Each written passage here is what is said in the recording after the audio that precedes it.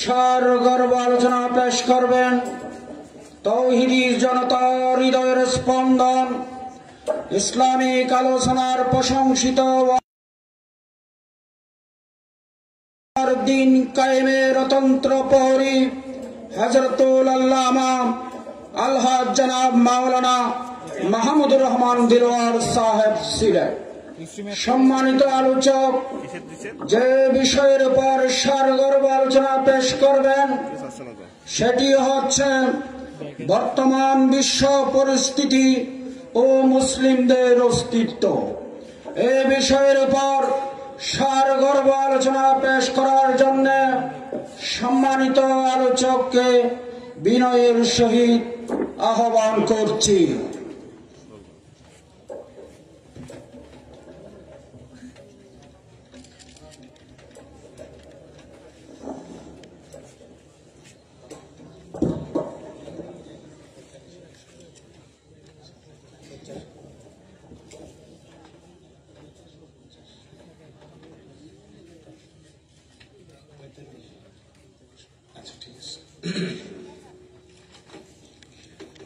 السلام عليكم ورحمة الله وبركاته. আপনারা কেন আছো? আলহামদুলিল্লাহ। আমাদেরকে ভালো রেখেছেন কে? আজকের মাহফিলে যিনি কবুল করলেন তিনি কে? সেই মাবুদের দরবারে শুকরিয়া আদায় করছি, পড়ছি আলহামদুলিল্লাহ। আলহামদুলিল্লাহ ওয়াসসালাতু ওয়াসসালামু আলা রাসূলিল্লাহ ওয়া বা'দ। أعوذ بالله من الشيطان الرجيم. بسم الله الرحمن الرحيم. إن الله وملائكته يصلون على النبي يا أيها الذين آمنوا صلوا عليه وسلموا تسليما. اللهم صل على محمد وعلى آل محمد كما صليت على إبراهيم وعلى آل إبراهيم إنك حميد مجيد. اللهم بارك على محمد وعلى آل محمد كما باركت على إبراهيم وعلى آل إبراهيم إنك حميد مجيد. একজন মুজাহিদ কখনো বসে থাকে না, বসে থাকে না। একজন মুজাহিদ কখনো বসে থাকে না, বসে থাকে না। যতই আসুক বাধা, যতই আসুক বিপদ, যতই আসুক বাধা, যতই আসুক বিপদ, ভেঙে পড়ে না, ভেঙে পড়ে না। একজন মুজাহিদ কখনো বসে থাকে না, বসে থাকে না। ওর ছবি তো নাই বা থাকলো তার, নাই বা থাকলো সাজানো সংসার। ওর ছবি তো নাই বা থাকলো তার, নাই বা থাকলো সাজানো সংসার। তবুও সে হয় না হতাশ, তবুও সে হয় না হতাশ। বসরে পড়ে না, বসরে পড়ে না। একজন মুজাহিদ কখনো বসে থাকে না, বসে থাকে না। একজন মুজাহিদ জীবনের আসল সত্য জানে, তাই অবিরাম ছুটে চলে সঠিক লক্ষ্য পানে। একজন মুজাহিদ জীবনের আসল সত্য জানে, তাই অবিরাম ছুটে চলে সঠিক লক্ষ্য পানে। সামনে থাকলো হাজার পাহাড় তার, দুশ্মন হলো না হয় বেসমার। সামনে থাকলো হাজার পাহাড় তার, দুশ্মন হলো না হয় বেসমার। তবু সে সামনে চলে, তবু সে সামনে চলে, থমকে দাঁড়ায় না, থমকে দাঁড়ায় না। একজন মুজাহিদ কখনো বসে থাকে না, বসে থাকে না। যতই আসুক বাধা, যতই আসুক বিপদ, যতই আসুক বাধা, যতই আসুক বিপদ, ভেঙে পড়ে না, ভেঙে পড়ে না। একজন মুজাহিদ কখনো বসে থাকে না, বসে থাকে না। আল্লাহ তাআলা সেরকম মুজাহিদ হওয়ার তৌফিক আমাদেরকে দান করুন, আমিন। রব্বি জিদনি ইলমা, রব্বি ইশরাহ লি সাদরি ওয়া ইয়াসসির লি আমরি ওয়াহলুল উকদাতাম মিন লিসানি ইয়াফকাহু কাওলি। বাংলাদেশের অন্যতম শ্রেষ্ঠ জেলা, উলিয়া উলিয়া পীর মাশায়েখ উলামায়ে কেরামের স্মৃতিধন্য তাওহীদ প্রিয় মানুষের প্রিয় জনপদ, ঐতিহ্যবাহী চট্টগ্রামের গুরুত্বপূর্ণ জনপদ, শিক্ষা দীক্ষা ইতিহাস ঐতিহ্য ব্যবসা বাণিজ্য যে জনপদের সুনাম সুখ্যাতি পৌঁছে দিয়েছে সর্বত্র, লোহাগাড়া উপজেলার পশ্চিম কালাউজান ৫ নম্বর ওয়ার্ডে ফরায়েজি সিরাত ময়দানে অলিকুল শিরোমণি আশিকে রাসূল সাল্লাল্লাহু আলাইহি সাল্লাম আলহাজ হযরত শাহ মাওলানা ফতেহ আলী ফরায়েজি রাহমাতুল্লাহি আলাইহি কর্তৃক প্রবর্তিত ৫ দিন ব্যাপী ৩৮তম ঐতিহাসিক মাহফিলের চতুর্থ রজনীর সমাপনী অধিবেশনের মুহতারাম সভাপতি, আজকের এই মাহফিলে আমন্ত্রিত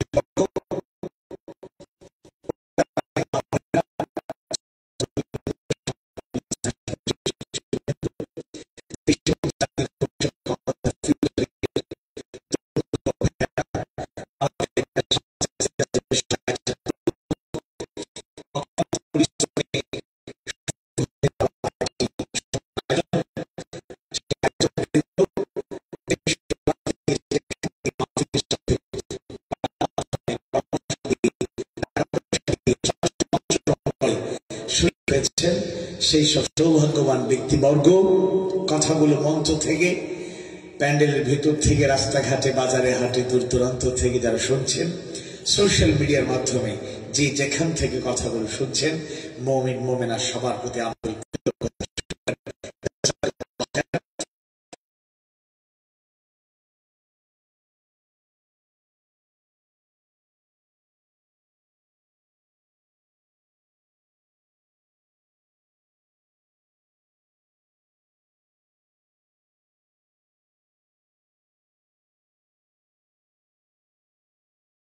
আবার আলোচনার পরে দোয়া করবেন নন্দিত আলেম দ্বীন ইসলামী চিন্তাবিদ মাওলানা মুহাম্মদ মাইনুদ্দিন সাহেব হাফিজাহুল্লাহ তাআলা।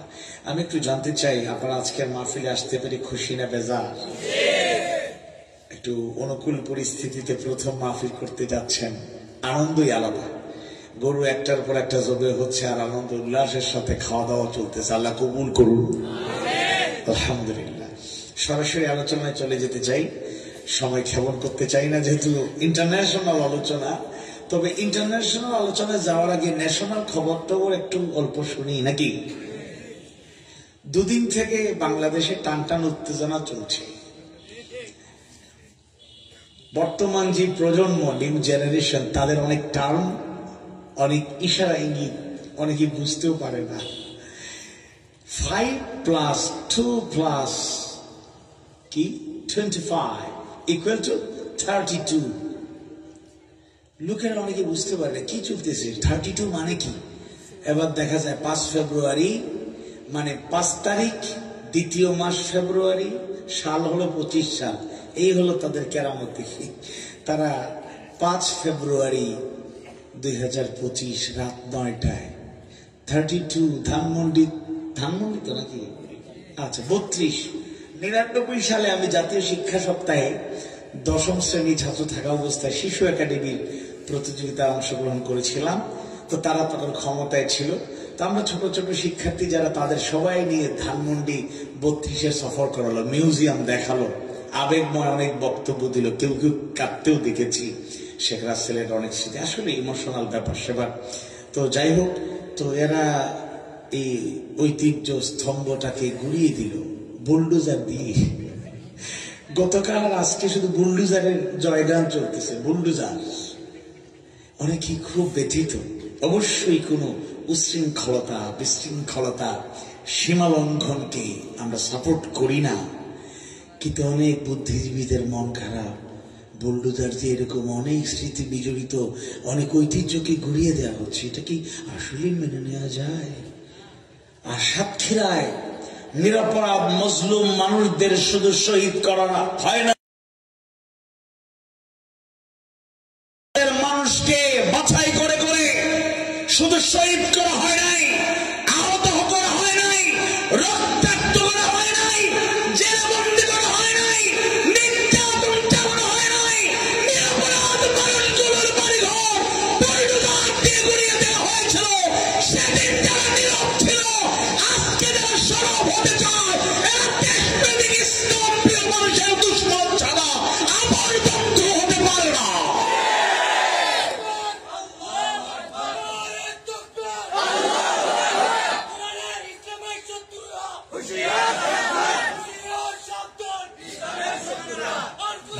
কে কেন্দ্র করে এবং অনেক জায়গায় মূর্তি ভাস্কর্য স্থাপন করে শুধু ইসলাম বিদ্বেষী কাজ করেন নয়, ওই জায়গাগুলো দীর্ঘ সময় পূজা উপাসনার মতো স্থান হিসেবে ব্যবহৃত হয়েছে।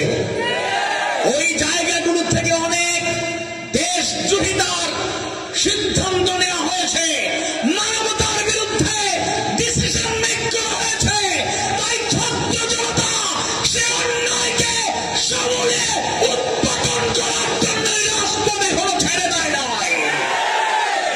রাজপথ থেকে একটু দূরে গিয়েছিল, এখন দেখা যায় বাড়তে বাড়তে কর্মসূচি দেখা গেল একটার পর একটা দেয়া হচ্ছে। শেষ পর্যন্ত আপা অডিও কলে বক্তৃতা দিয়া জাতিকে আরো কষ্ট বাড়াইয়া দিলে। শুনুন, আবার বলছি, উশৃঙ্খলতা সীমা লঙ্ঘনের সাথে আমরা জড়িত নই, কিন্তু অতি উদারতার নামে, ক্ষমাশীলতার নামে ওই জালেমদের মাথা চাপিয়ে ওঠা আমরা মেনে নেব না। লোহাগড়া সাতকারিয়ার মুসলিম সেই সব তাওহীদ প্রিয় দেশপ্রেমিক মানুষদের বলতে চাই, রাজনৈতিক সূত্র ছাড়াও আত্মীয়তার সূত্র, পারিবারিক সূত্র, সামাজিক সূত্র, অর্থনৈতিক সূত্র, সাংস্কৃতিক সূত্র, বুদ্ধিবৃত্তিক সূত্র, বিভিন্ন কায়দা কানুন করে যারা ওই জালেমদেরকে প্রমোট করার চেষ্টা করছেন, আশ্রয় প্রশ্রয় দিচ্ছেন, যদি এরকম কোন সিদ্ধান্ত, এরকম কোন সূত্র পাওয়া যায়, জালেমদের সহযোগীদেরকেও ছাড় দেওয়া হবে না। আমরা ছাত্র জনতার প্রতি উদাত্ত আহ্বান জানাবো, এই তারুণ্যদীপ্ত দেশপ্রেমিক মানবতাবাদী ইসলাম প্রিয় ধার্মিক চিন্তা চেতনা, স্যার জি আলমদের বক্তব্য দেখেছেন তো আপনারা, এরা সহিহ আকীদার ধীরে ধীরে সেদিকে যাচ্ছে এবং ইসলামকে চমৎকার ভাবে তারা উপস্থাপন করছে। এবং হাসনাত আব্দুল্লাহর একটা ওয়াজ মাহফিলে বক্তৃতা শুনলাম, এদের দৃষ্টিভঙ্গি যথেষ্ট সৌন্দর্যমণ্ডিত। আল্লাহ তাআলা তাদেরকে কবুল করুন। এজন্য আপনারা দেশপ্রেমী মানুষের সাথে থাকবেন, আমরা অন্যায়ের সাথে থাকবো না। তবে অন্যায়কারীরা কিছু কিছু বুদ্ধিজীবীরা পার্সেন্টেজ দেয়, মনে করেন অত পার্সেন্ট ভোটার কমে গেছে, কিন্তু এত পার্সেন্ট তো আছে। একজন ভোটার ওই জালেমদের দোষর একজন লোক রাজনীতি করার অধিকার বাংলাদেশে পাবে না। তাদের প্রতি যারা দরদ দেখাবে তাদের পরিণতি তাদের চাইতেও খারাপ হতে পারে। আল্লাহ বোঝার তৌফিক দিন, বলুন আমি।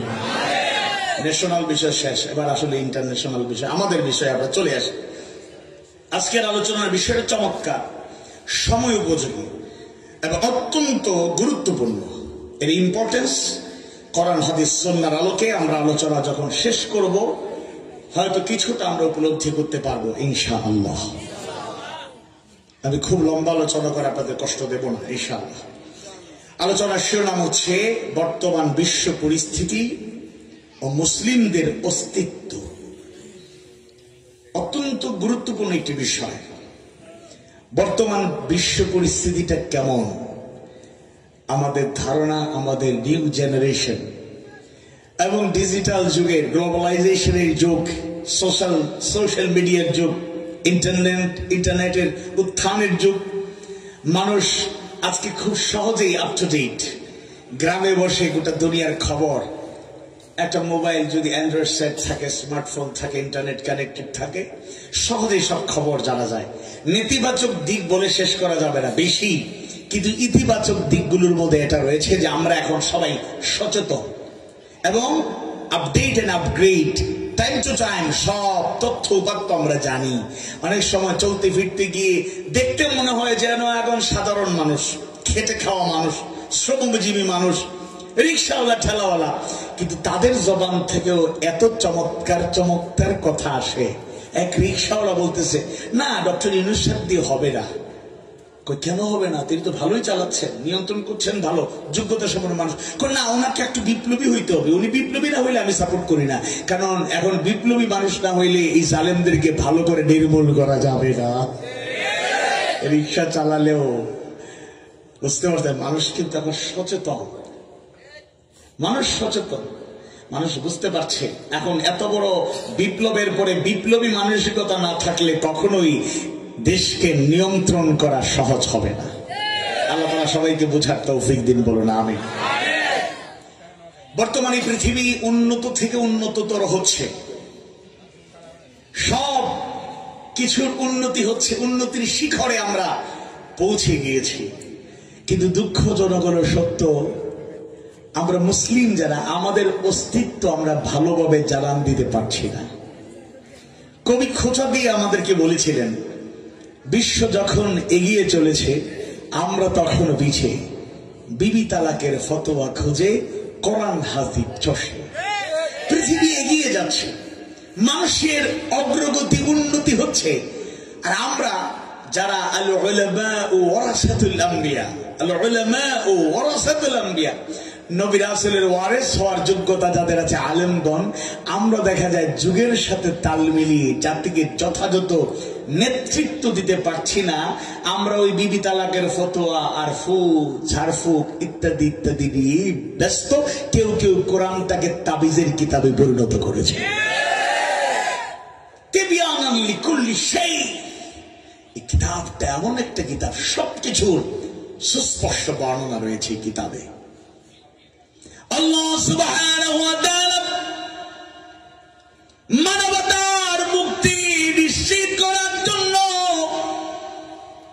সুদীর্ঘ 23 বছরের সময়ের আলোকে বাস্তবতাকে সামনে রেখে যখন যে সূরা নাজিল করা প্রয়োজন ছিল, যখন যে আয়াতে কারিমা নাজিল করা প্রয়োজন ছিল, সে আয়াতে কারিমা নাজিল করেছেন। হুদাল লিন-নাসি ওয়া বাইয়িনাতিন মিনাল হুদা ওয়াল ফুরকান। এই কিতাব হলো কোরআনুল কারীম, হলো হুদাল লিন-নাস, মানুষের জন্য হেদায়েত, মানবতার মুক্তির একমাত্র গ্যারান্টি। কিন্তু এই কিতাবের ধারক বাহক আমরা যারা, এই কিতাবটাকে যথাযথভাবে অনুধাবন না করার কারণে বিশ্বের উন্নতি হলেও মুসলিম উম্মার ততটুকু উন্নতি সমানভাবে সব জায়গায় দেখা যায় না। পজিটিভ দিকও আছে, হতাশ হওয়ার কারণ নেই। কাবলিওয়ালা আফগানদের লোকদেরকে মনে করেছিল তালেবান, এরা কি করবে পাগড়ি পইরা আর এরকম আল খেল্লা পইরা এরা রাষ্ট্র চালাবে কেমনে? এরা আল্লাহ আল্লাহ করতে পারে, ওলি আল্লাহ হয়ে যেতে পারে, রাষ্ট্র চালায় কেমনে? এবার রাষ্ট্র কিভাবে, একটা স্টেটকে কিভাবে নেতৃত্ব দিতে হয়, কিভাবে সামাজিক উন্নতি, কিভাবে অর্থনৈতিক উন্নতি, এবং তাদের মুদ্রাকে তারা এখন একেবারে অপ্রতিদ্বন্দ্বী অর্থনৈতিক দিক থেকে পৃথিবীর অন্যতম শ্রেষ্ঠ একটা অর্থনৈতিক সমৃদ্ধ দেশের দিকে আফগানিস্তান অগ্রসর হচ্ছে। আল্লাহু আকবার। নতুন নতুন আবিষ্কার দুনিয়াকে তাক লাগিয়ে দিচ্ছে। এরা কি সুন্দর পাঞ্জাবি পায়জামা পরে তারা রাষ্ট্র চালায়, মানুষের দোরগোড়ায় পৌঁছে যায়। তাদের কিছু অ্যাটিটিউড দেখলে আসলে সবার সাথে সবার তুলনা করা যায় না, কিন্তু তাদের উত্তরসূরি বা তাদের মতো করার চেষ্টা, এটা তো কোনো সমস্যা। আমরা আল্লাহ রাসূল যে আদর্শগুলো রেখে গিয়েছেন তার আদর্শ আমাদের জন্য উসওয়ায়ে হাসানাহ। লাকাদ কানা লাকুম ফি রাসূলিল্লাহি উসওয়াতুন হাসানাহ। সূরা আল আহজাবের 21 নম্বর আয়াত কারিমায় আল্লাহ সুবহানাহু ওয়া তাআলা জানায় দেন, তোমাদের জন্য একমাত্র আল্লাহর রাসূলের জীবনে রয়েছে সর্বোত্তম আদর্শ। সুবহানাল্লাহ। সেই রাসূলের আদর্শকে উসওয়ায়ে হাসানাহ হিসেবে আমরা অনুসরণ করব। তবে সাহাবীদের মতো অনুসরণ করা হয়তো সম্ভব হবে না, তাবেঈনদের মতো হবে না। আমরা আমাদের মতো করে সর্বোচ্চ করতে পারি।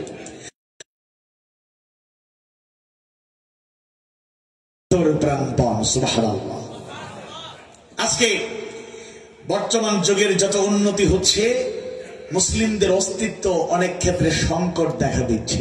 কিছু কিছু জায়গায়, কিছু কিছু দেশ, কিছু কিছু মানুষেরা, কিছু কিছু সংঘবদ্ধ লোকেরা সে ঐতিহ্যকে ধারণ করছে, কিন্তু আমভাবে মুসলমানরা সে ঐতিহ্যকে ধারণ করতে পারছে না। শুধু জ্ঞানগত দিক থেকে না, সব দিক থেকে। ব্যক্তিগত জীবনে যে সৌন্দর্য ইসলাম শিক্ষা দিয়েছে, আমরা পার্সোনাল লাইফে কিন্তু সেটাকে অনুসরণ করতে পারছি না। পারিবারিক বন্ধনটাকে সৌন্দর্যমণ্ডিত করার জন্য ইসলামের যে রীতিনীতি সিস্টেম ছিল সেটাকে আমরা ইত্তেবা করতে পারছি না। সামাজিকভাবে যেই সৌন্দর্যগুলো ইসলাম আমাদেরকে শিখিয়ে দিল, সেই সোশ্যাল অ্যাক্টিভিস্ট হিসেবে আমরা ততটুকু ভালো দক্ষতার পরিচয় দিতে পারছি না।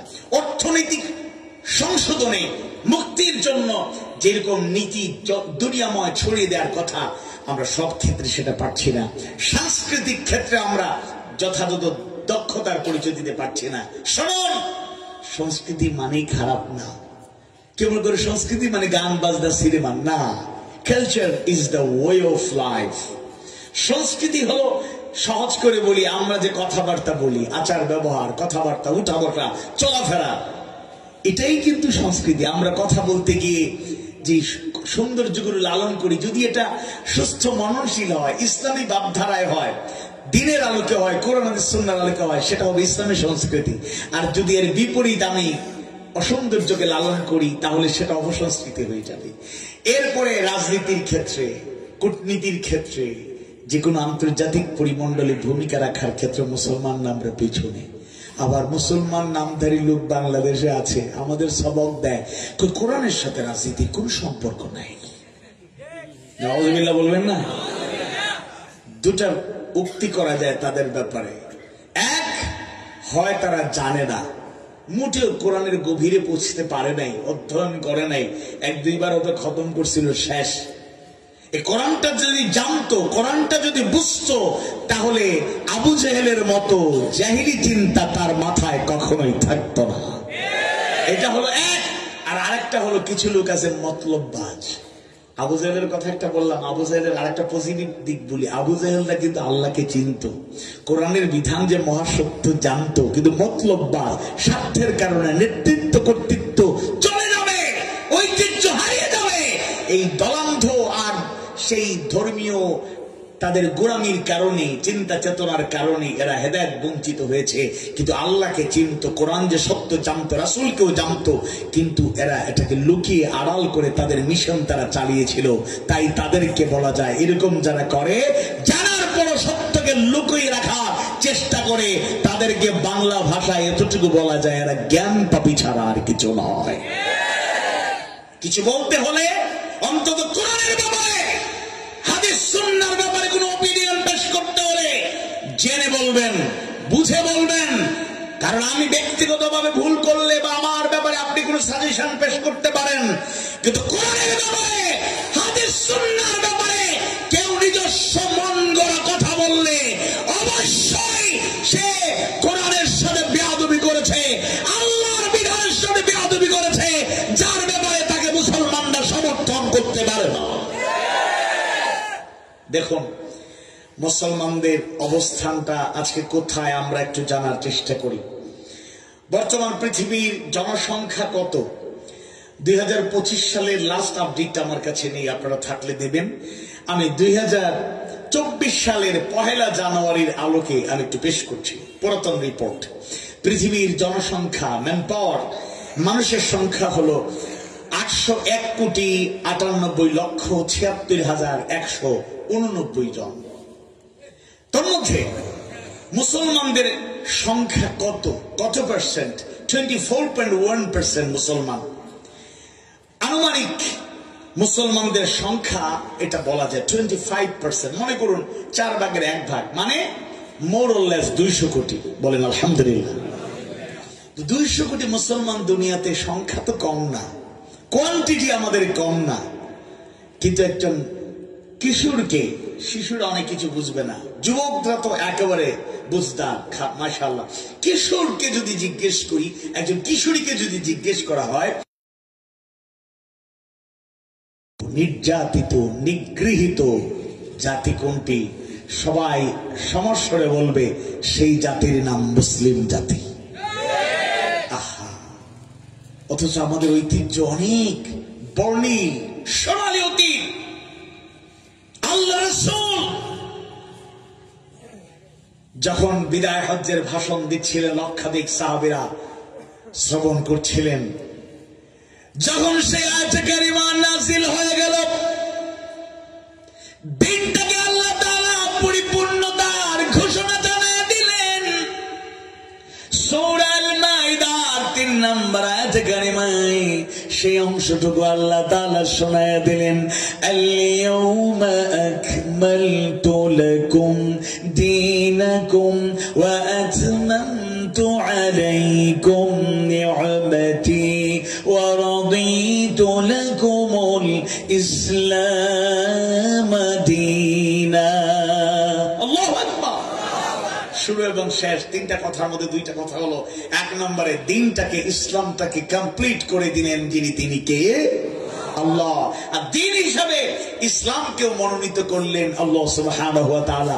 আর জানিয়ে দিলেন অন্য আয়াতে কারিমা, ইন্নাদ দীনা ইনদাল্লাহিল ইসলাম, নিশ্চয় আল্লাহর কাছে একমাত্র মনোনীত জীবন ব্যবস্থার নাম হলো ইসলাম। দিনটাকে যখন কমপ্লিট করে দেয়া হলো, সেই সৌন্দর্য গোটা দুনিয়ায় ছড়িয়ে পড়লো।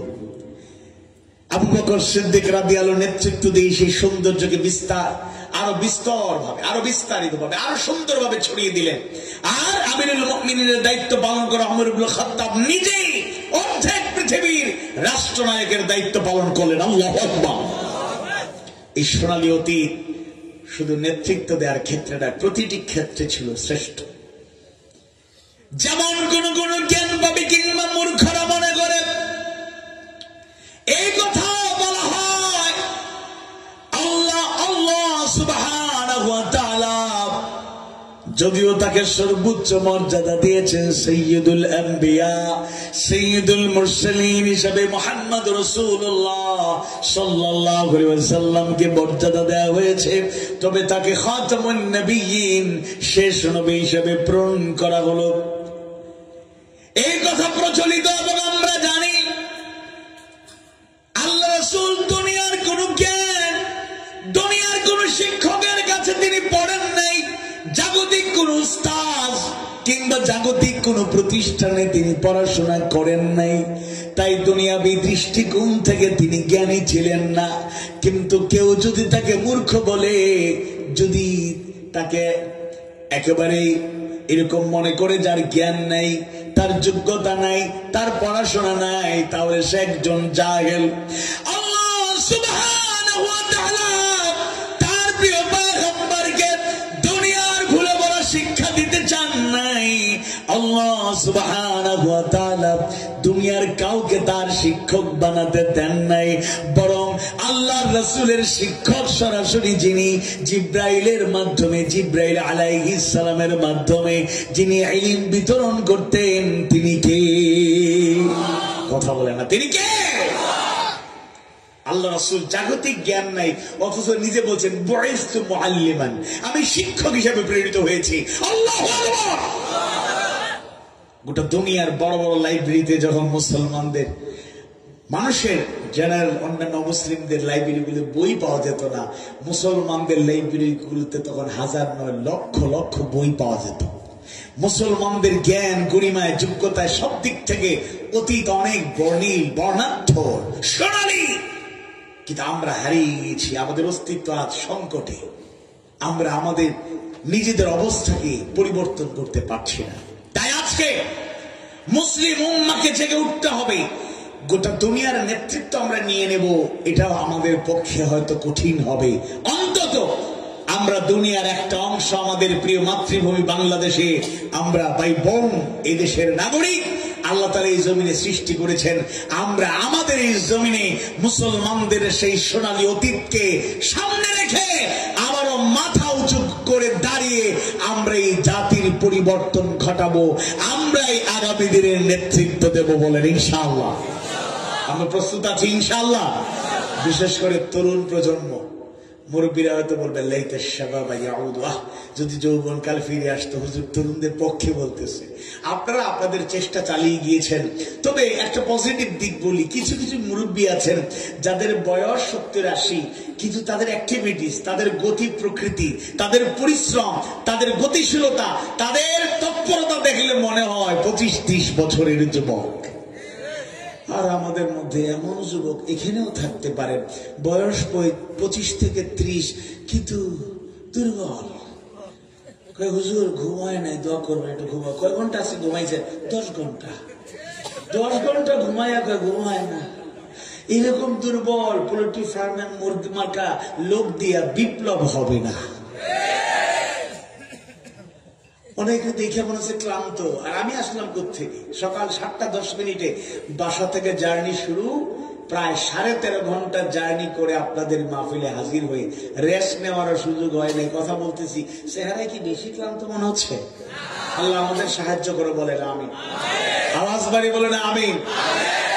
আমার পাইলট, ওনাকে আমি উৎসাহ দিতে গিয়ে 2 দিন আগে এক মাহফিলে বলেছি, আমার গাড়ি ক্লান্ত হয়, আমাদের সফরের গাড়ি ক্লান্ত হয়, পাইলট ক্লান্ত হয় না। 13.5 ঘন্টা একটা জার্নি ড্রাইভ করলে আসেন না, একটু দেখি ড্রাইভ করবেন কি।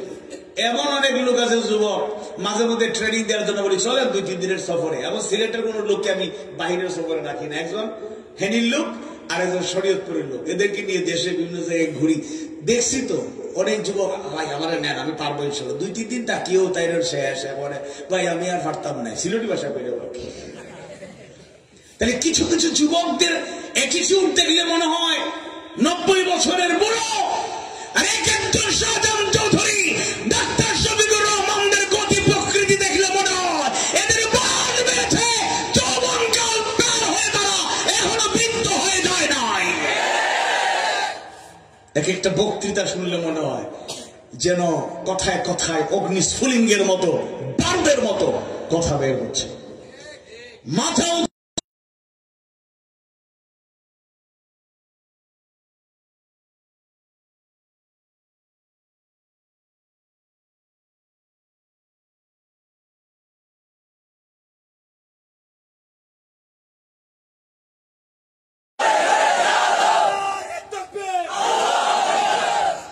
জেগে ওঠার কারণে প্রয়োজন। দুনিয়ার আনাচে কানাচে মুসলিম মুসলমানদের হাজারি কান্নার আওয়াজ ধ্বনিত প্রতিধ্বনিত হয়। সূরা নিসার ৭৫ নম্বর আয়াতে কারিমা তার নমুনা।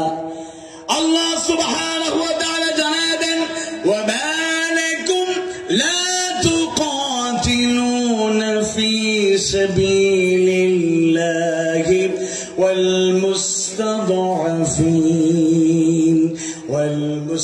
والمستضعفين من الرجال والنساء والولدان الذين يقولون ربنا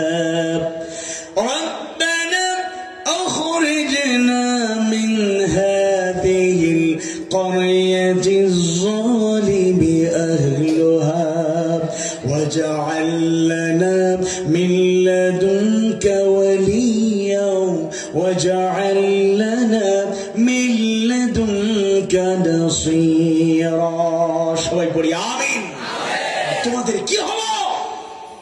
তোমরা কেন আল্লাহর পথে সংগ্রাম করছো না?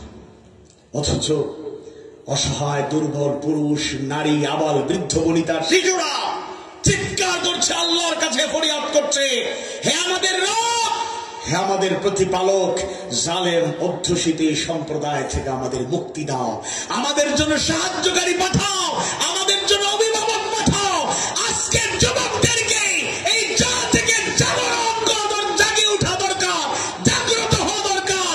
গোটা দরিয়ার মজলুমদের পাশে দাঁড়িয়ে একত্রিত ভাবে যদি তারা হুঙ্কার দিয়ে আবারও অতীতের মতো দাঁড়িয়ে যায়, বাতিল বিরুদ্ধবাদীরা দাঁড়ানোর সামনে টিকে থাকার কোন দুঃসাহস দেখাবে না।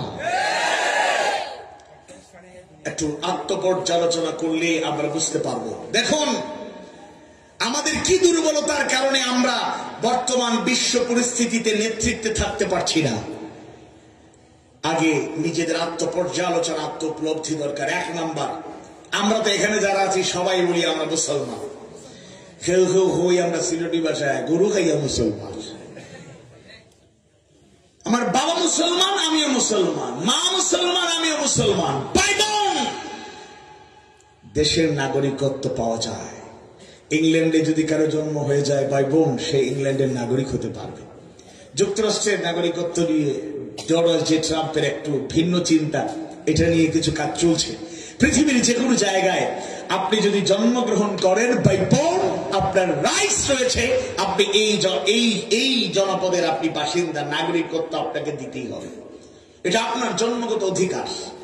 কিন্তু একটা কথা মনে রাখবেন, মুসলমান কিন্তু জন্মগত ভাবে কোন অধিকার পাওয়ার ব্যাপার নয়। ইন্নানি মিনাল মুসলিমিন, নিশ্চয় মুসলমানের অন্তর্ভুক্ত, আই এম এ মুসলিম দাবি করলে মুসলমান হওয়া যায় না।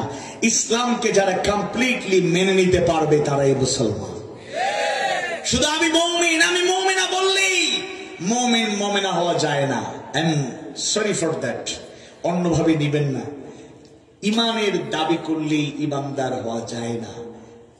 মুখের ঘোষণা ইমানদার, এটা একটা অংশ। ইকরার বিল লিসান, মৌখিক স্বীকৃতি, প্রকাশ, দাওয়া, এটা আছে। আর তাসদীক বিল জিনান, অন্তরে দৃঢ় ঈমান, এটা আছে কিনা আমরা জানি না, তবে একজন জানেন, তিনি কে? এক আযীম সত্তা জানেন, তিনি কে? আমরা আরেকটা দেখার সুযোগ আছে।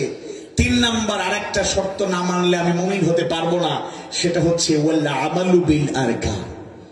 শুধু মুখের ঘোষণায় ইমানদার বললেই চলবে না, আমলে ফি'লি ওয়া আমালি আপনাকে মুমিন হতে হবে। আমরা প্রকৃত মুসলমানের কাতারে যদি শামিল হয়ে যাই, নিজেও দুনিয়া আখিরাতের সফলতার জন্য প্রস্তুত হয়ে যাব, সাথে সাথে আমরা এই দুনিয়ার নেতৃত্বে আবার চলে আসবো, কোনো সন্দেহ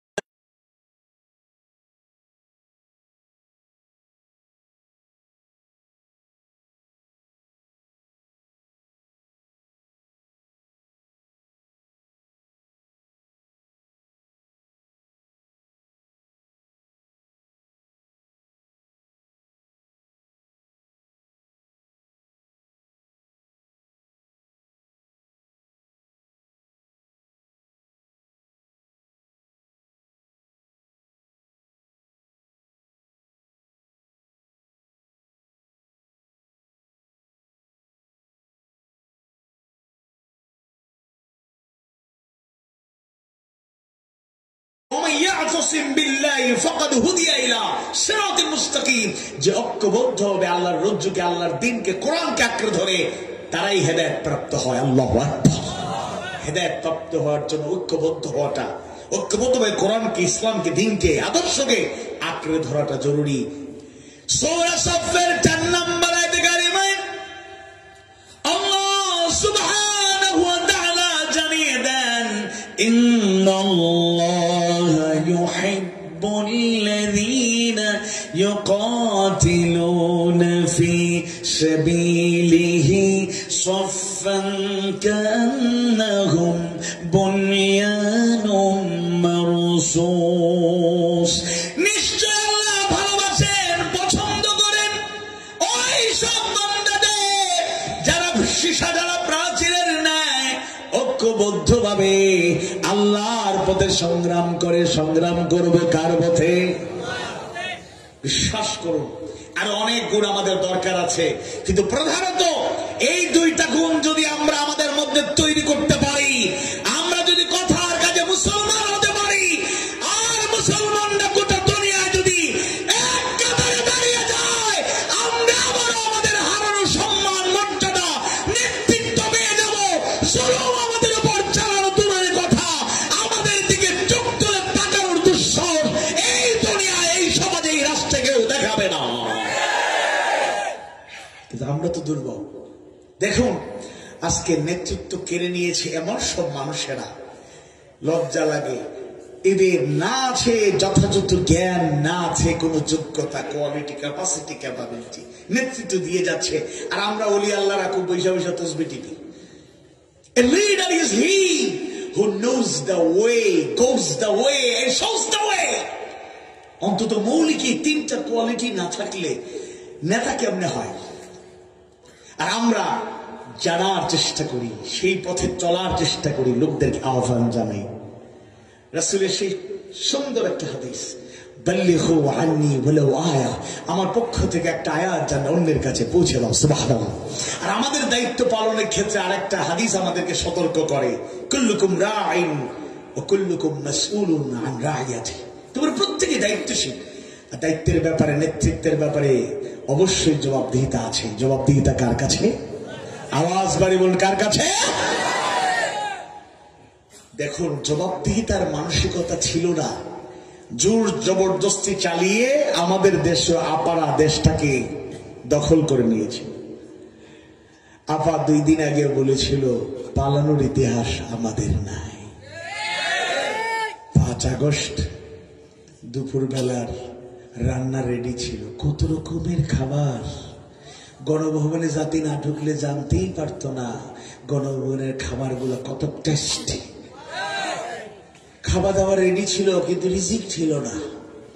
বন্ধুর দাওয়াতে বন্ধুর কাছে চলে গেল আপা, আমাদের কথা রাখলো না। আমজনতা বলার আগেই যখন হেলিকপ্টারে পালানোর ভিডিও ফুটেজ সোশ্যাল মিডিয়ায় ভাইরাল, ইলেকট্রনিক মিডিয়ায় নিউজ করতে শুরু করেছে, আমজনতা বলার আগেই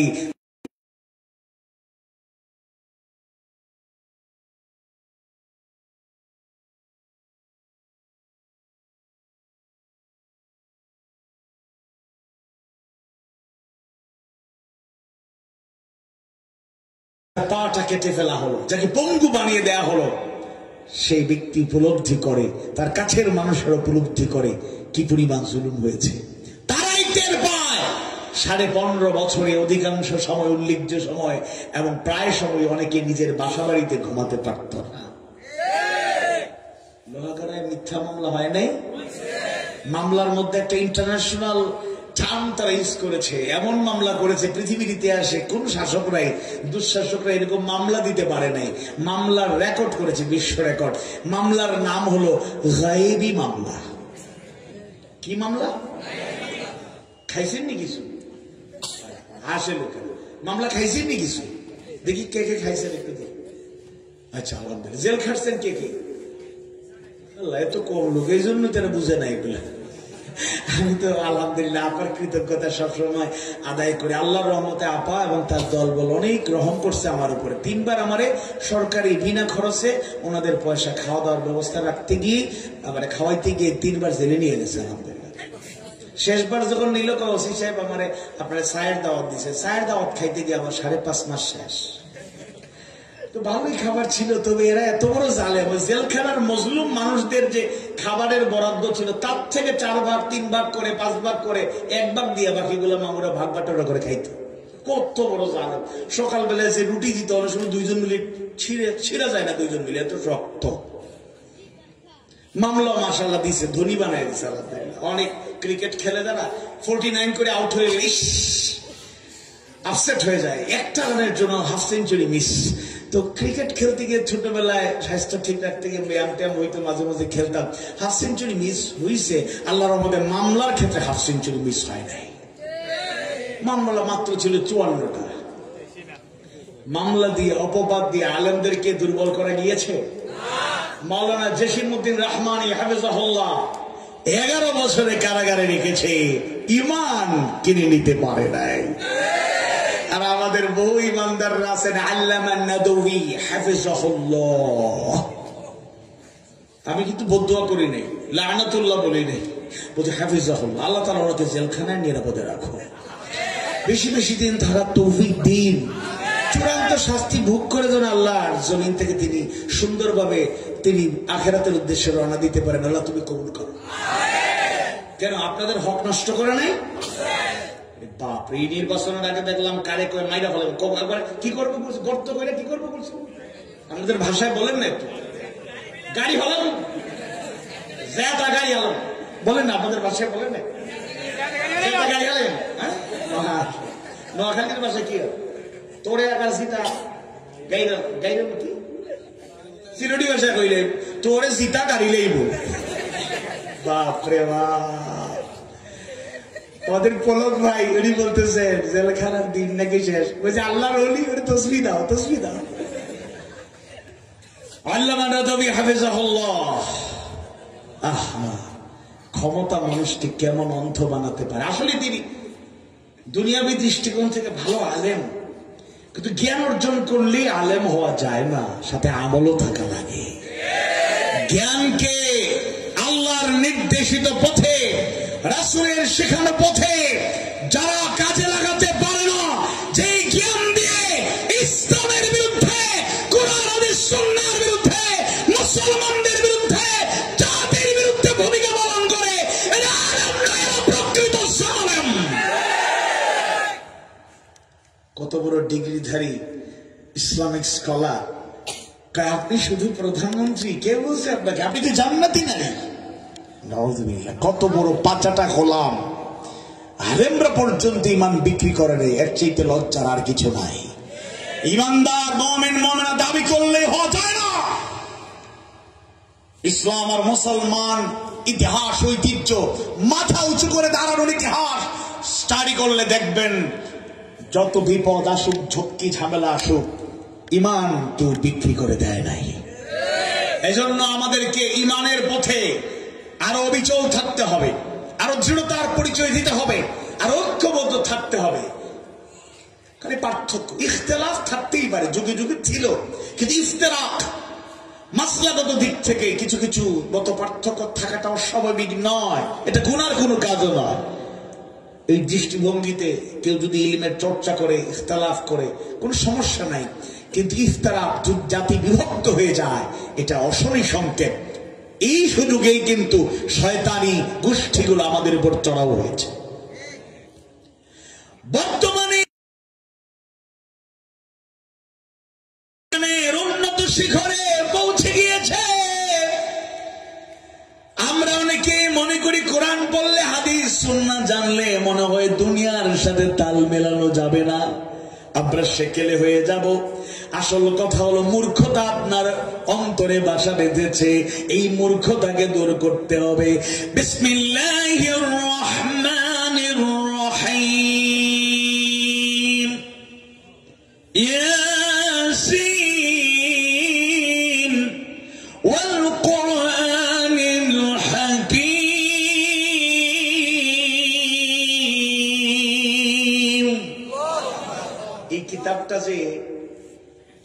এই কিতাবটা যে বিজ্ঞানময় কিতাব, এটা কি আপনাদের বিশ্বাস হয়? বিশ্বাস হয়? অবশ্যই ঈমানকে জান্নাত উপযোগী করতে হলে মুমিন মুমিনা হতে হলে এই কিতাবের কাছে আসতে হবে। অবশ্যই জীবনের প্রতিটা ক্ষেত্রে সমস্যার সমাধানে কিতাবের কাছে আসতে হবে। একইভাবে চ্যালেঞ্জ দিয়ে বলছি, আজকের দুনিয়া আল্লাহ কিয়ামতের আগ পর্যন্ত আরো যত উন্নত হবে, কোরআন তত আধুনিক ব্যাখ্যা দিয়ে জাতিকে হেদায়াত দেখাবে, গাইডলাইন দেবে। এই কোরআন বিজ্ঞানময় কিতাব, পড়ার চেষ্টা করুন। দেখুন 5 আগস্টের গণবিপ্লবের পরে আমরা একটা সূরা কিন্তু বারবার স্মরণে পড়ে যায়, একটা আয়াত বিশেষ করে বারবার আমরা অনেক বক্তৃতা শুনেছি যে 15.5 বছর বা 17-18 বছর বড় বড় দলগুলা, ইসলামী দলগুলা এত চেষ্টা করলো, জালেমদের সরাইতে পারলো না। আর আল্লাহর রহমতে ছোট ছোট বাচ্চারা, শিশুরা, কিশোররা, যুবকরা, ছাত্ররা নেমে গেল, যাদেরকে আমরা মনে করতাম এদের দিয়ে কি হবে, এদের দিয়ে কিছু পড়াশোনা হবে, খেলাধুলা হবে, দুষ্টুমি হবে, আড্ডা দেবে, ফেসবুকিং করবে, ইউটিউব চালাবে, গুগলে।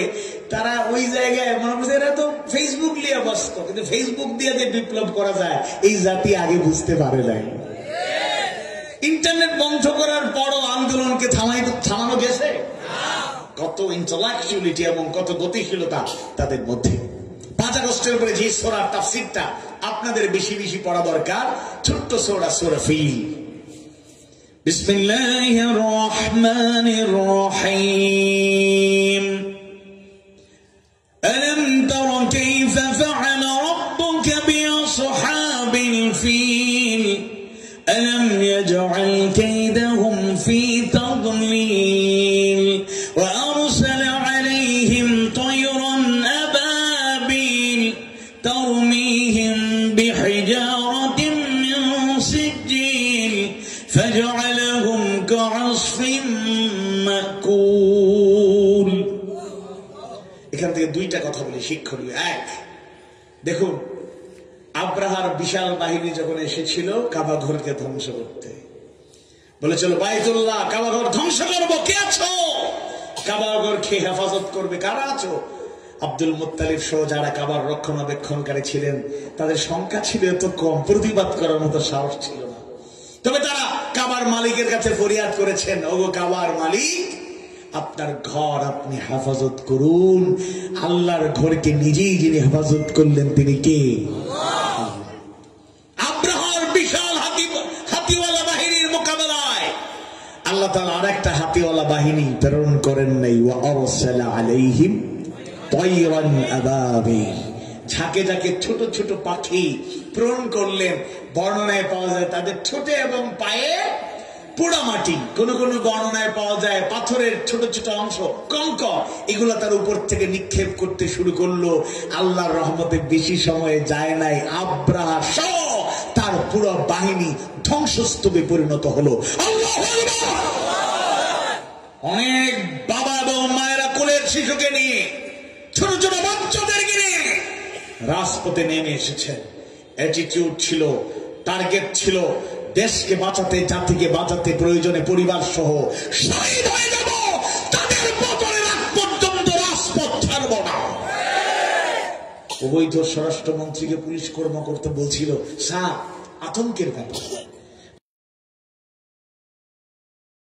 গুলি করে আহত হয়, হসপিটালে নিয়ে যাওয়া হয়, বাকিগুলো দাঁড়িয়ে থাকে, সরে যায় না। আল্লাহু আকবার। তাহলে একটা শিক্ষা হলো, আল্লাহ চাইলে ছোট অনেক জিনিস দিয়ে বড় বড় বিজয়, সেটাই ছাত্র জনতা দেখিয়ে দিল। আল্লাহ তুমি কবুল করো। দেশ রক্ষায় ছাত্র জনতার সাথে সাথে আপামর জনতা যেন অতন্ত্র প্রহরীর ন্যায় এই জাতিকে, মানবতাকে, প্রতি ইঞ্চি মাটির স্বাধীনতাকে রক্ষায় যেন ঐক্যবদ্ধভাবে আমরা থাকতে পারি, ভূমিকা রাখতে পারি। আল্লাহ তুমি সাহায্য করো।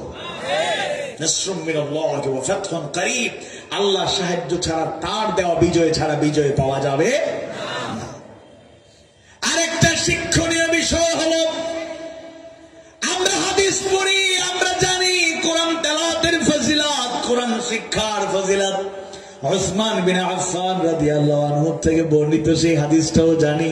রাসূল বলেছেন, খায়রুকুম মান তাআল্লামাল কুরআন ওয়া আল্লামা, তোমাদের মধ্যে সেই উত্তম, তারাই উত্তম যারা নিজে কোরআন শিখে অন্যকে শিক্ষা দেয়। আমরা কোরআন তেলাওয়াতের ফজিলত জানি, মান ক্বারা হারফান ফালাহু 10 হাসানাত। কোরআনের একটা হরফ তেলাওয়াত করলে 10টা নেকি আমলনামায় যিনি দেয়া দেন তিনি কে? এগুলো আমরা বেশি বেশি প্রচার করি, কিন্তু সূরা ফিল দিয়ে আমরা অনেকেই, অধিকাংশ লোকেরা যারা হাফেজে কোরআন নই কিংবা বড় বড় সূরা আমরা মুখস্থ করতে পারি নাই, চেষ্টা করি ছোট ছোট সূরা দিয়ে আমরা অনেক সময় নামাজ পড়ি। আবার ছোট সূরা দিয়ে নামাজ শুধু কম যারা জানেন তারাই পড়েন না, হাফেজে কোরআনরাও পড়েন। এটা সুন্নাত, সমস্যা নেই। এক এক সময় এক একটা সূরা দিয়ে নামাজ পড়ানো যেতে পারে, ছোটগুলো সূরা দিয়ে নামাজ পড়াবেন, সমস্যা নেই। আমরা নামাজ পড়ার ক্ষেত্রে তেলাওয়াত করি, এমনি তেলাওয়াত করি, মাঝে মাঝে অধ্যয়ন করি, কিন্তু গভীরভাবে চিন্তা করি না। সূরা ফিল থেকে শিক্ষা নিলাম, আমরা দাম্ভিকতাকে ধ্বংস করার জন্য আল্লাহ সুবহানাহু ওয়া তাআলা ঝাঁকে ঝাঁকে ছোট ছোট পাখি প্রেরণ করলেন। এই কথা জানি আর নামাজ পড়ায় সূরাটা ব্যবহার করি, কিন্তু এই সূরাটাকে রিসার্চ করে গবেষণা করে বিজ্ঞানের অন্যতম একটা আবিষ্কার, সে আবিষ্কারের ব্যাপারে আমাদের কোনো খবর নাই। পৃথিবীর অন্যতম একটা আবিষ্কার হলো জঙ্গি বিমান। কি বিমান? জঙ্গি বিমান। বিমান উড়ে যাচ্ছে, যুদ্ধ বিমান, পাখিগুলো তাদের উপর দিয়ে ঝাঁকে ঝাঁকে পাখিগুলো উড়ে গেল, পাথর নিক্ষেপ করলো আর এরা ধ্বংসস্তূপে পরিণত হলো। উপর থেকে ছোট অংশ, ছোট কিছু ফেললেও এর গতি যে কত শক্তিশালী হয়, কত স্পিড থাকে, এটাকে রিসার্চ করে বিজ্ঞানীরা জঙ্গি বিমান আবিষ্কার করে, তাও হামলা চালায় অধিকাংশ ক্ষেত্রে মুসলমানদেরকে ধ্বংস করার জন্য। আর আমরা তসবিহ দিয়ে পড়ে আছি।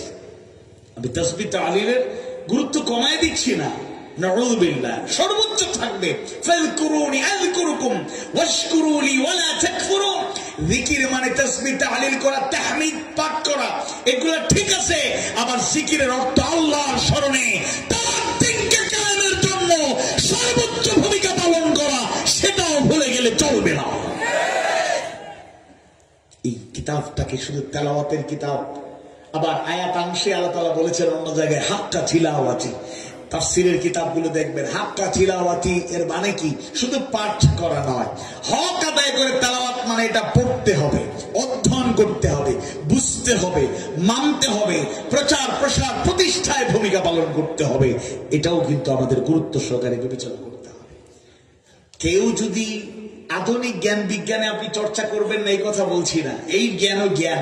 শুধুমাত্র শিক্ষা ব্যবস্থায় ওই অংশটুকুকে আমরা সাপোর্ট করি না যেগুলো আমাদের সন্তানদের নাস্তিক বানায়, অনৈতিক বানায়, মোরাল ডেভেলপমেন্ট নয়, বরং একেবারে চরিত্রহীনতার অতল গহীনে হারিয়ে যাওয়ার ব্যবস্থা করে, ওই অংশটুকু আমরা মানি না। বাকি যত সায়েন্স টেকনোলজি আছে, ফিজিক্স, কেমিস্ট্রি, বায়োলজি, ম্যাথ, সবকিছুরই দরকার আছে। কারণ দেখেন, ম্যাথমেটিক্স এর জ্ঞান, গণিতের জ্ঞান না থাকলে আমরা কেমনে জানলাম আল্লাহ এক? এই সংখ্যাটা পেলাম কোথায়? এটা তো গণিতেরই অংশ।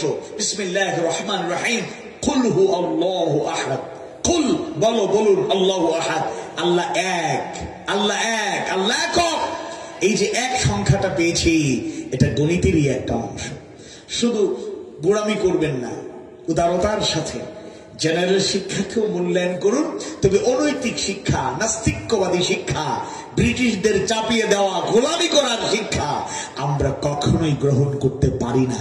ইনশাআল্লাহ, ইনশাআল্লাহ আল্লাহ চাইলে আল্লাহ ভীরু সৎ যোগ্য নেতাদের নেতৃত্বে যদি আমাদের রাষ্ট্র ইন ফিউচার পরিচালিত হয়, প্রধানত যেই সংস্কারটা হবে সেটা হচ্ছে শিক্ষার সংস্কার।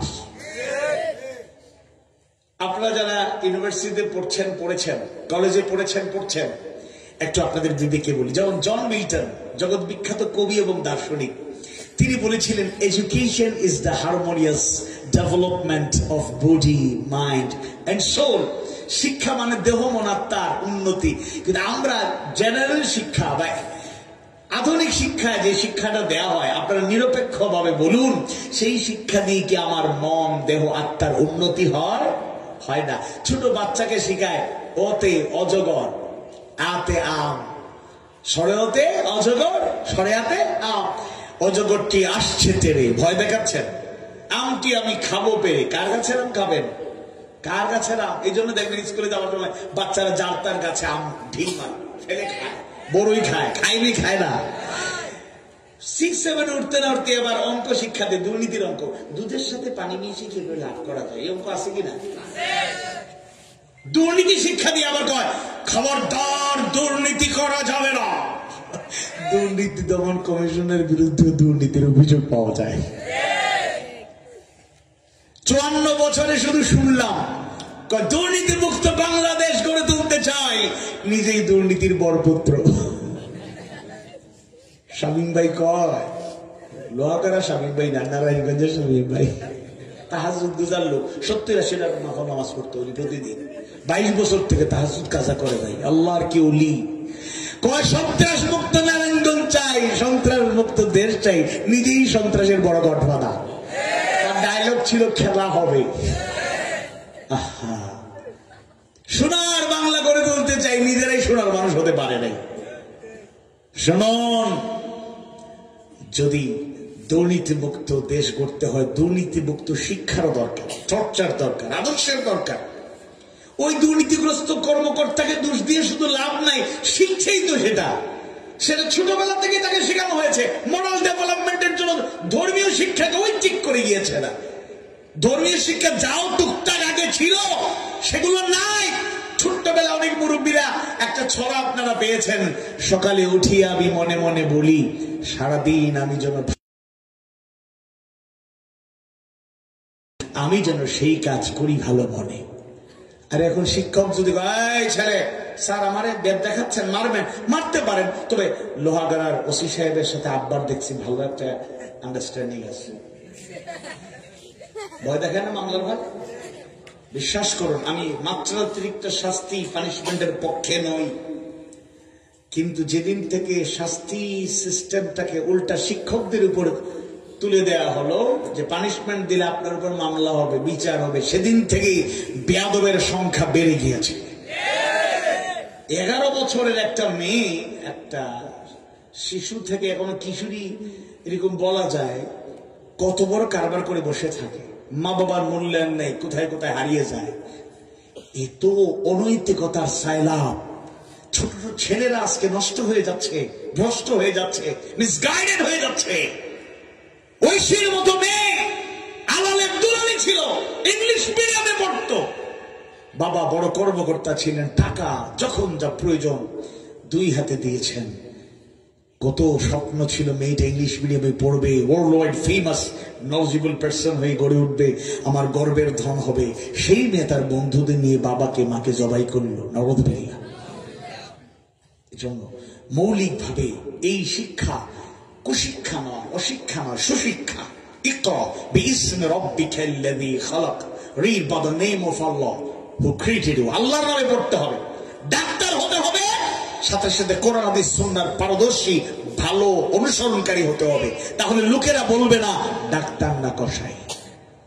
বলে না এরকম অনেকে, ডাক্তার না কসাই কেন বলবে? তার মধ্যে যদি মনোনীতি থাকে, নৈতিকতা থাকে, আদর্শ থাকে, চিকিৎসাকে একটা বাণিজ্য নয়, সেবার নিয়তে যদি করে লাভও হবে, সেবাও হবে। কুনতুম খায়রা উম্মাহ উখরিজাত লিন-নাস, সে আয়াতের আমলও হবে।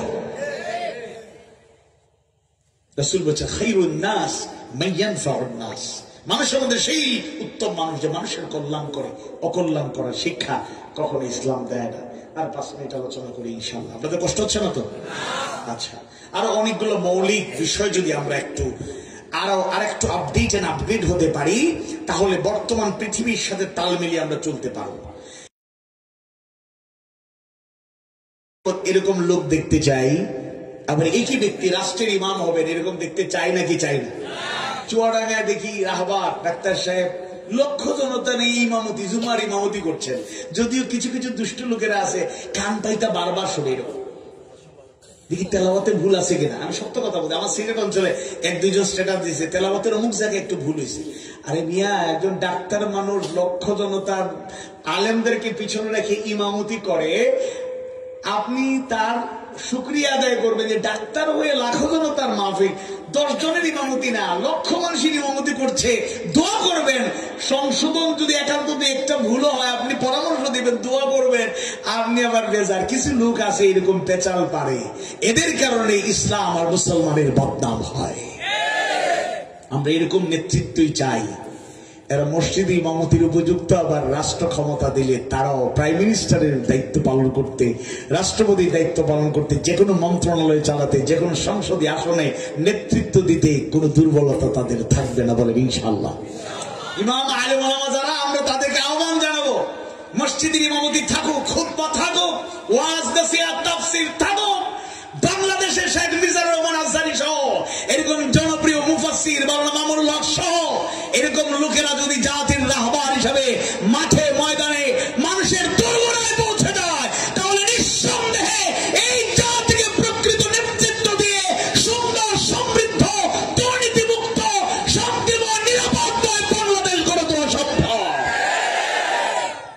সেজন্য আপনাদেরকে সহযোগিতা করতে হবে, নিজেদেরকেও আরেকটু সংস্কার করার জন্য আমি উদাত্ত আহ্বান জানাবো। আমাদের অনেকগুলো দুর্বলতা আছে, এগুলো কাটিয়ে তুলতে হবে। অনেক রং আইডিয়া, ভ্রান্ত বিশ্বাস আমাদের মধ্যে আছে, এগুলো দূর করতে হবে। আমাদের মধ্যে অনেক সংশয়, ডাউট কাজ করে। মুসলমানের সন্তান নাস্তিক হয়ে যাচ্ছে, এটা খুবই আশঙ্কার ব্যাপার। এই জন্য আমরা আস্তিক্যবাদী এবং আল্লাহ ভীরু হতে পারি কিভাবে, সেই চর্চা আমাদের মধ্যে বাড়াতে হবে। বক্রতা, খতামাল্লাহু আলা কুলুবিহিম, বাঁকা পথ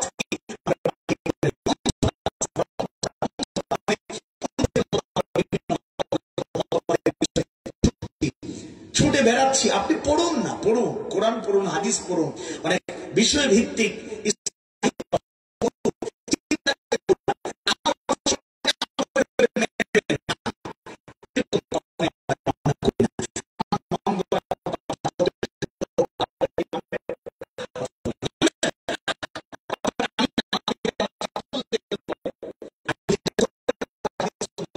তাহলে বুজুর্গ বলেন, পীরে কামিলও বলেন,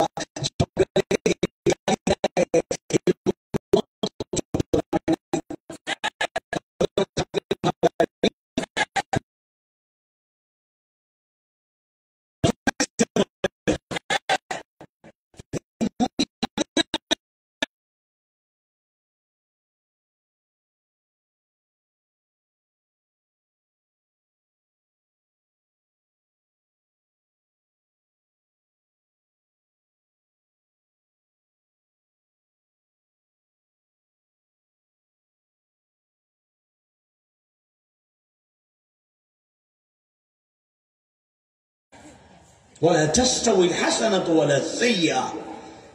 আল্লাহ বলছেন সূরা হামিম আস-সিজদা 34 নম্বর আয়াত, ভালো আর মন্দ কখনো সমান হতে পারে না। ইদফা বিল্লাতী হিয়া আহসান, মন্দের জবাব দাও ভালো দিয়ে, মন্দকে প্রতিহত করো ভালো দিয়ে। এজন্য আমরা এই চেষ্টাগুলো করব, অহংকার মুক্ত জীবন যাপন করব। ইন্নাল্লাহা লা ইউহিব্বুল মুতাকাব্বিরিন, হিংসা মুক্ত লাইফস্টাইল যেন গড়ে তুলতে পারি। ইয়াকুম ওয়াল হাসাদ ফাইন্নাল হাসাদা ইয়াকুলুল হাসানাত কামা তাকুলুন নারুল হাতাব। সাবধান, রাসূল বলেছেন হিংসা থেকে দূরে থাকো। হিংসা তোমাদের আমলের সালে ভালো কাজগুলো খেয়ে ফেলে, কামা তাকুলুন নারুল হাতাব, আগুন যেভাবে কাঠকে ভস্মীভূত করে ফেলে, খেয়ে ফেলে। নাউযু বিল্লাহি মিন যালিক। এরপরে মুমিনদেরকে অসৎ কামনা, লোভ লালসা থেকে দূরে থাকতে হবে। শুরুতেই বলেছি গাফলতি ছেড়ে ফেলতে হবে, ভয়কে জয় করতে হবে, ভয়কে জয় করতে হবে। আজকে বর্তমান পরিস্থিতিতে মুসলমানরা মাথা উঁচু করে দাঁড়াতে চাইলে ভয়কে জয় করতে হবে। অন্তরে খৌফ তাকওয়া ভয় যদি রাখতেই হয়, এক আযীম সত্তার ভয় অন্তরে লালিত হবে। আওয়াজ বাড়িয়ে বলুন তিনি কে? লোহাগড়ার দিনের পথের পথিকদেরকে বলতে চাই, একটা সূত্র সব সময় মাথায় রাখবেন, স্মরণে রাখবেন, যারা আল্লাহকে ভয় করে গোটা দুনিয়া তাদেরকে ভয় করে। যারা আল্লাহকে ভয়, আমি ভয় পাবো না, আমরা ভয় পাবো না, ভয়কে জয় করব।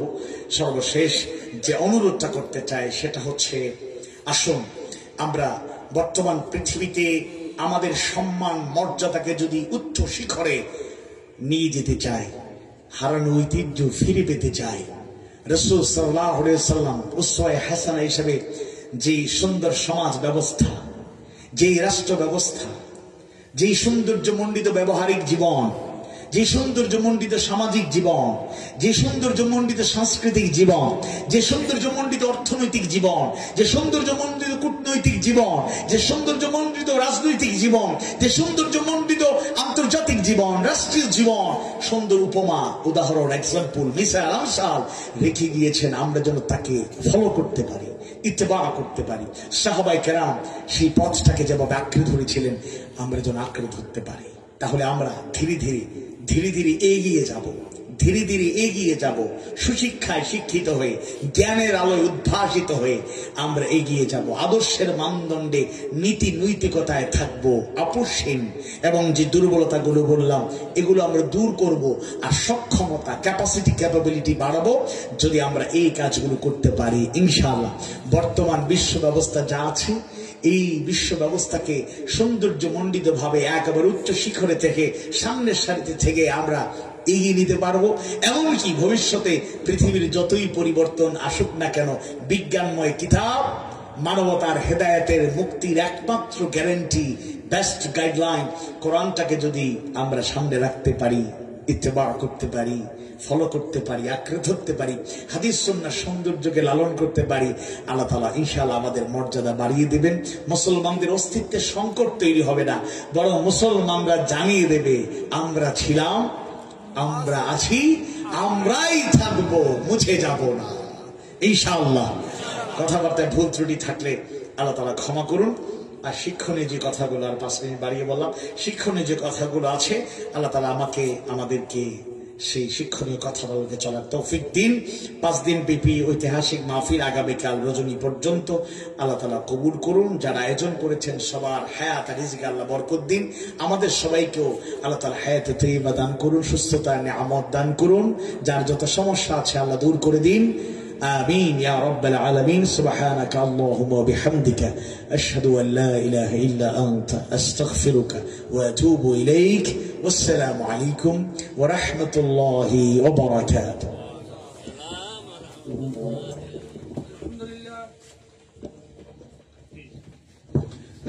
আলহামদুলিল্লাহ।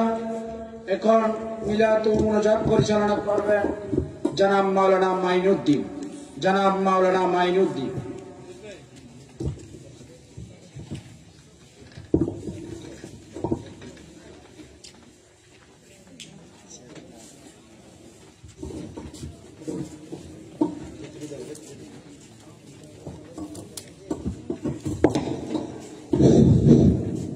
সবাই নবীকে একটু সালাম করি, সবাই দাঁড়ান।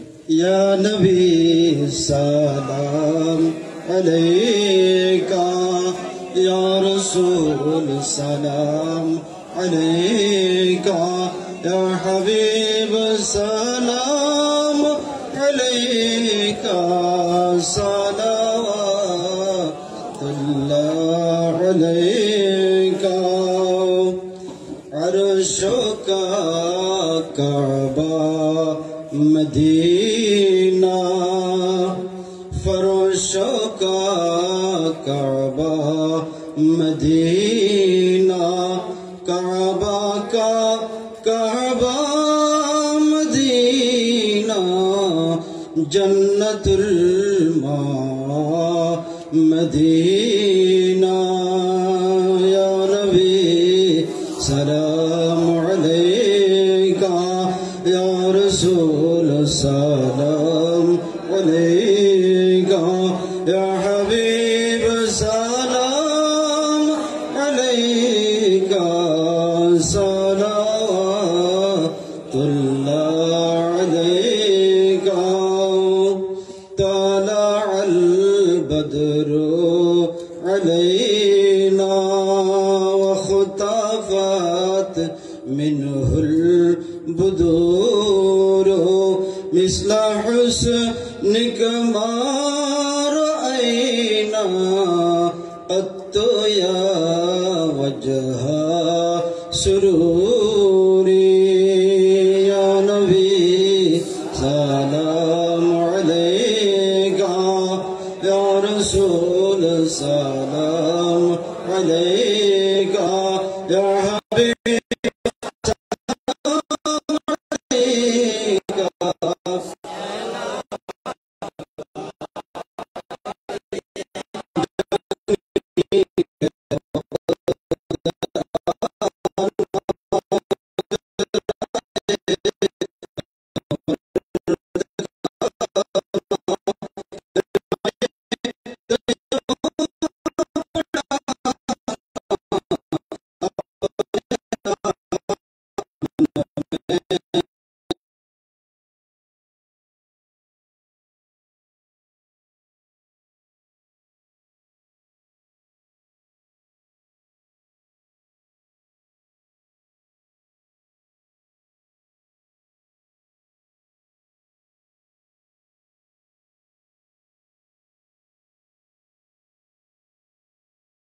আদারে ডুবিত সবি সালাম আলাইকা সালাম আলাইকা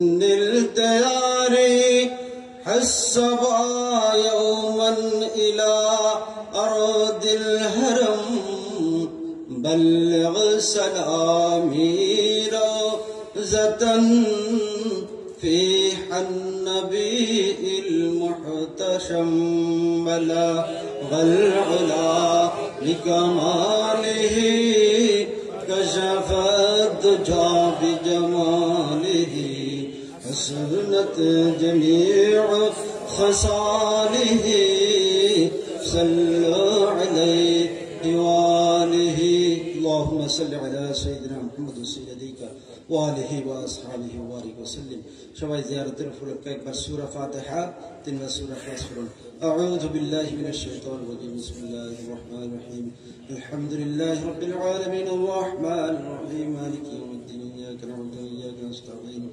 اهدنا الصراط المستقيم صراط الذين أنعمت عليهم غير المغضوب عليهم ولا الضالين بسم الله الرحمن الرحيم قل هو الله أحد الله الصمد لم يلد ولم يولد ولم يكن له كفوا أحد بسم الله الرحمن الرحيم قل هو الله أحد الله الصمد لم يلد ولم يولد ولم يكن له كفوا كفوا أحد بسم الله الرحمن الرحيم قل هو الله أحد الله الصمد لم يلد ولم يولد ولم يكن له كفوا أحد اللهم صل صلاة كاملة وسلم سلاما تاما على سيدنا محمد الذي تنحل به العقد وتنفرج به الكرب وتحظى به الحوائج وتنال به الرغائب وحسن الحواتم ويستسقى الغمام وجهه الكريم وآله وأصحابه في كل لمحة ونفس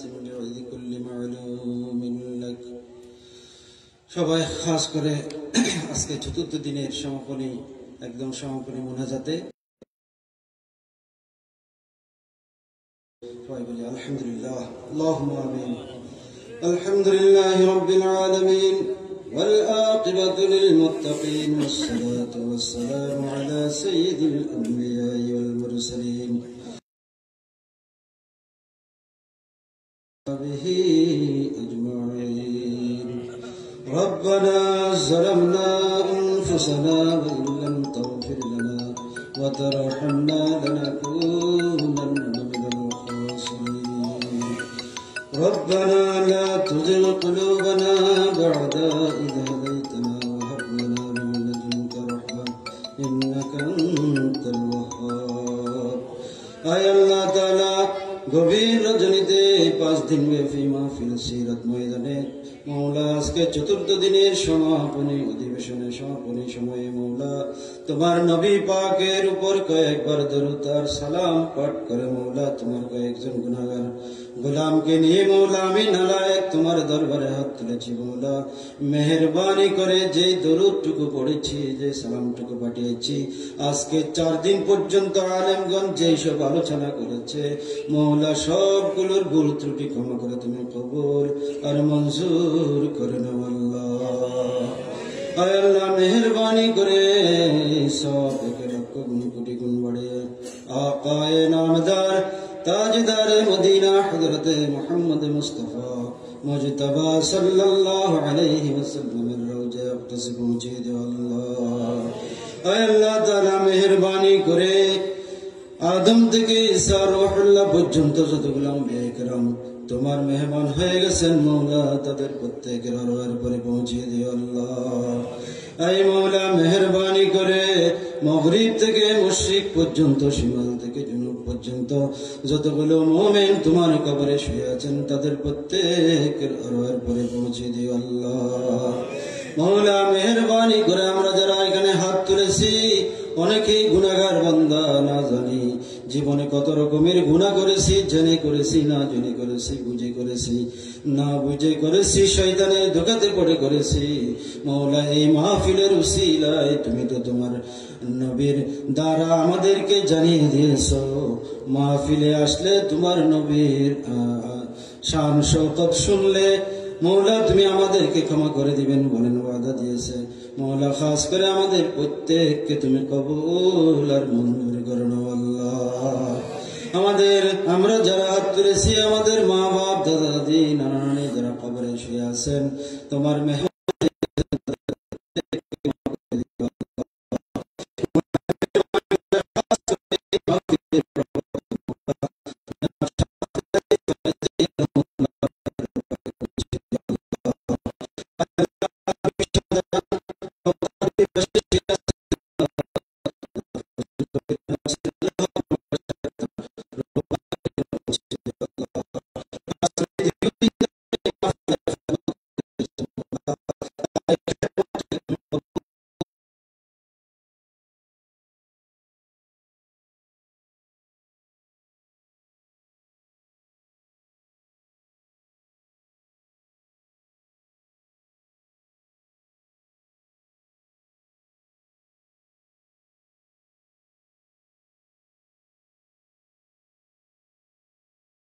हमारे गुनाह से हिलता है ज़मीन वलेकिन तू ही है गफूर रहीम रब्बना ला तदअ लना ذنبا إلا غفرته ولا دينا إلا قضيته ولا حما إلا فرجته ولا مريضا إلا شفيته ولا حاجة من حوائج الدنيا والآخرة يا رب العالمين আয় আল্লাহ তাআলা মেহেরবানি করে আজকে চতুর্থ দিন পর্যন্ত তোমার রহমতের হাত দিয়ে এই মাহফিলের ইন্তজাম সমাপন করেছেন মওলা। বাকি একটা দিন বাকি আছে মওলা, তোমার কুদরতের হাত দিয়ে বাকি একটা দিনকে মওলা যথাযথভাবে সমাপ্ত করতে পারার মতো তৌফিক এনায়েত করো মওলা। মওলা হাস করে আমরা যারা হাত তুলেছি আল্লাহ এই মাহফিলের মঞ্চে দোয়া কবুল হওয়ার সময় মওলা তোমার দরবারে হাত তুলেছি, আমাদের হায়াতে জিন্দগির বাকি যে সময়টুকু আছে মওলা দ্বীনের উপর থেকে মুত্তাকি হয়ে পরহেজগার হয়ে নামাজি হয়ে দুনিয়া থেকে বিদায় নিতে পারি মতো আমাদের প্রত্যেককে তৌফিক এনায়েত করো মওলা। মওলা হাসাতান হায়াতে জিন্দগির কত রকমের গুনাহ করেছি মওলা, তোমার রহমতের জোশের দিকে তাকিয়ে আমাদের প্রত্যেককে ক্ষমা করে দিও আল্লাহ। ইলাহি তুবতু মিন কুল্লিল মাআসি ওয়া বিল আখলাসির রাজাআ লিল খালাসি أغثني يا غياث المستغيثين بفضلك يوم يؤخذه بالنواسي سبحان ربك رب العزة عما يصفون وسلاما على المرسلين والحمد